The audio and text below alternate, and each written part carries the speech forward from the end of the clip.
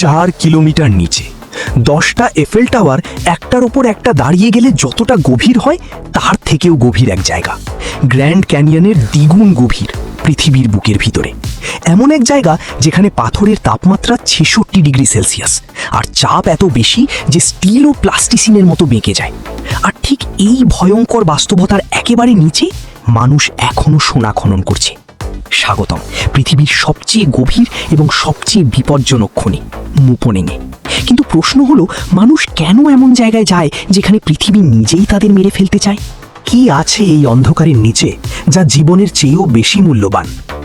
আজ আমরা নামব ধাপে ধাপে মাটির ভেতরের সেই দুনিয়ায় যেখানে সূর্যের আলো কখনো পৌঁছায় না, যেখানে পাথর কাঁপে, দেয়াল ফেটে যায়, আর অন্ধকারে লুকিয়ে থাকে কোটি বছরের পুরনো রহস্য।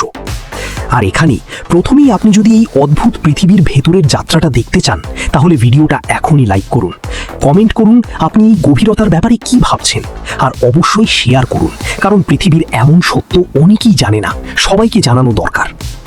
এখন চলুন শুরু করি আসল যাত্রা। প্রথমে একটা বিষয় পরিষ্কার করা দরকার। যখন আমরা বলি সবচেয়ে গভীর খনি, আমরা সেই জায়গার কথা বলছি যেখানে মানুষ সত্যিই কাজ করতে পারে।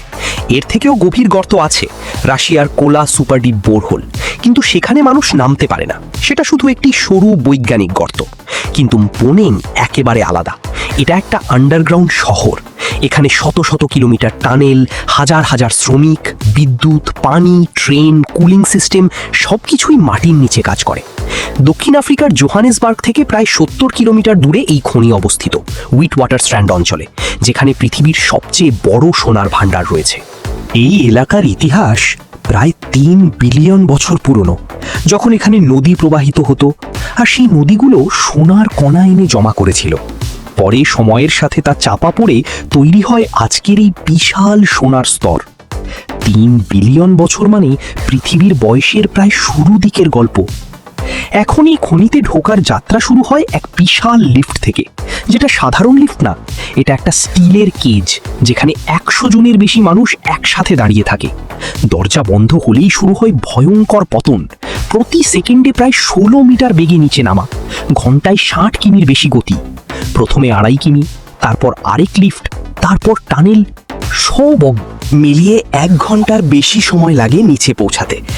যত নিচে নামা হয়, শরীর বুঝতে শুরু করে পৃথিবী বদলে যাচ্ছে।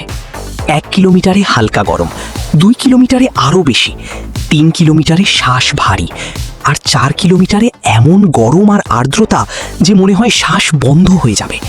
কারণ পৃথিবীর ভেতরে প্রতি কিলোমিটারে তাপমাত্রা প্রায় 25 থেকে 30 ডিগ্রি করে বাড়ে, যাকে বলা হয় জিওথার্মাল গ্রেডিয়েন্ট। একেবারে নিচে পৌঁছে আপনি এমন গরম অনুভব করবেন যে পাথরের তাপমাত্রা 66 ডিগ্রি পর্যন্ত পৌঁছে যায়। এখানে মানুষের শরীর বাঁচিয়ে রাখা হয় বিশাল কুলিং সিস্টেম দিয়ে। প্রতিদিন হাজার হাজার টন বরফ ও ঠান্ডা পানি নিচে পাঠানো হয় শুধু বাতাস ঠান্ডা রাখার জন্য। এখন দ্বিতীয় ভয়ঙ্কর জিনিস হলো চাপ। এখানে পাথরের ওপর এমন চাপ যে সবকিছু ভেঙে পড়তে চায়। হঠাৎ হঠাৎ ঘটে ভয়ঙ্কর রক বার্স্ট, যেখানে পাথর নিজেই বিস্ফোরিত হয়। তাই টানেলগুলোকে স্টিল, কংক্রিট আর শক্ত জালের মাধ্যমে ধরে রাখা হয়।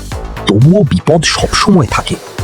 অনেক জায়গায় এত সরু টানেল যে মানুষকে হাঁটু গেড়ে বা শুয়ে কাজ করতে হয়। আর চারপাশে এমন অন্ধকার যে আলো ছাড়া কিছুই দেখা যায় না। এখানে আলো না থাকলে চোখ পুরো অন্ধ হয়ে যায়।